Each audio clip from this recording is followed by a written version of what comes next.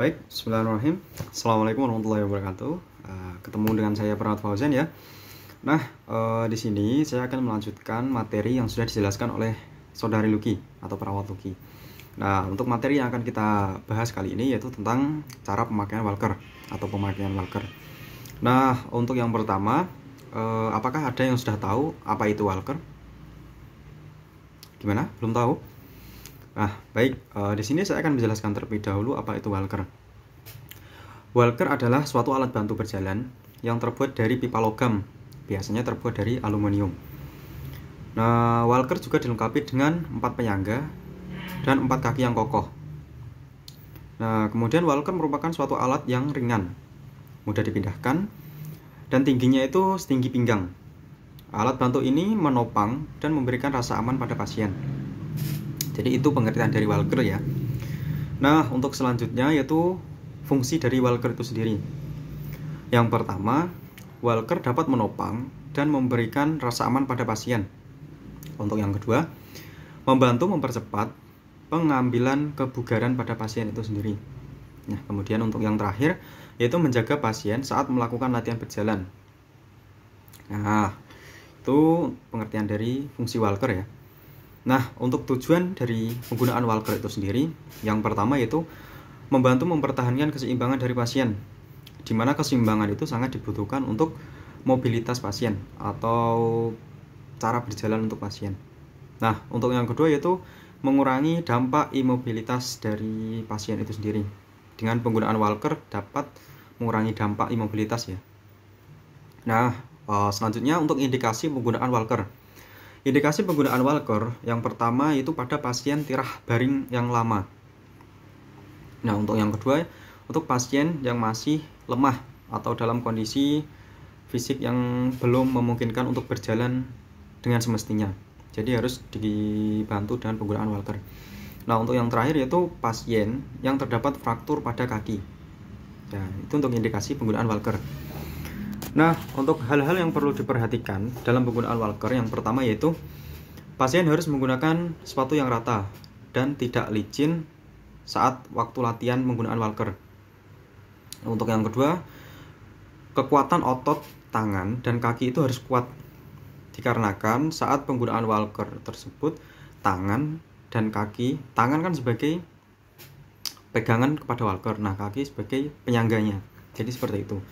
Nah, kemudian yaitu yang perlu diperhatikan selanjutnya yaitu keseimbangan berdiri. Untuk yang terakhir yaitu frekuensi latihan. Nah, untuk frekuensi latihan itu sendiri perlu ditekankan bahwasannya penggunaan walker itu tidak perlu ditekankan dalam waktu yang lama. Maksud saya waktu yang lama itu per hari bisa dikasih jarak secara rutin. Misal 5 menit tapi rutin gitu. Nah, untuk macam-macam walker, yang pertama walker dengan 4 kaki tanpa roda di bagian bawah. Untuk yang kedua yaitu delta walker, yaitu dengan 3 kaki dengan roda di bawahnya. Yang kemudian yang ketiga yaitu rollator walker atau walker dengan 4 kaki dan 2 roda di depan. Atau yang terakhir yaitu folding walker atau walker yang digunakan dengan kekuatan tangan yang maksimal. Itu untuk macam-macam walker ya. Nah, apakah teman-teman sudah mengetahui bagaimana cara menggunakan walker?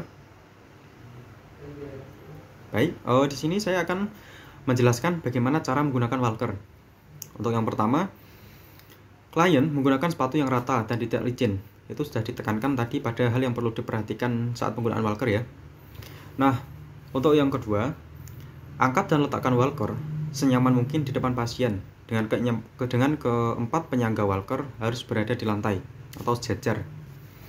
Nah, untuk yang selanjutnya, ketika kursi bangkit dari duduk akan memulai penggunaan tangan sebagai penyangga walker, tangan sebagai penyangga, sebagai penopang maksud saya. Selanjutnya tempatkan salah satu tangan pada walker, kemudian tangan yang satunya. Setelah itu gerakan walker maju ke depan dengan seirama. Nah, untuk yang selanjutnya, pastikan saat mengangkat kaki waktu berjalan itu bukan ditarik, melainkan diangkat. Nah, untuk yang selanjutnya, gerakan kaki yang lemah atau terluka terlebih dahulu untuk ke depan, untuk melangkah ke depan. Nah, tetapi alangkah baiknya diiringi dengan kaki yang sehat. Untuk selanjutnya, pada saat pemakaian walker, tanyakan terlebih dahulu pada pasien apakah nyaman dengan kaki kanan atau dominan dengan kaki kiri. Apabila pasien dirasa dominan dengan kaki kiri, itu kita tidak boleh memaksa pasien untuk melangkahkan kaki yang kanan terlebih dahulu, melainkan kita harus mempersilahkan pasien untuk melangkahkan dengan kaki yang dominannya, yaitu kaki kiri. Nah, untuk yang terakhir, kedua tangan pasien pastinya harus memegang bagian pada walker. Soalnya kan kita membahas tentang cara penggunaan walker kan. Jadi tangan itu harus memegang pada bagian dari walker itu sendiri. Nah, dari materi yang sudah saya jelaskan tentang pemakaian walker, mungkin itu saja yang dapat saya jelaskan. Kurang lebihnya saya mohon maaf. Kita akan ketemu lagi di pertemuan selanjutnya dengan materi-materi yang menarik yang akan kita bahas. Baik, sekian dari saya, Perawat Fauzan. Saya undur diri. Wassalamualaikum warahmatullahi wabarakatuh.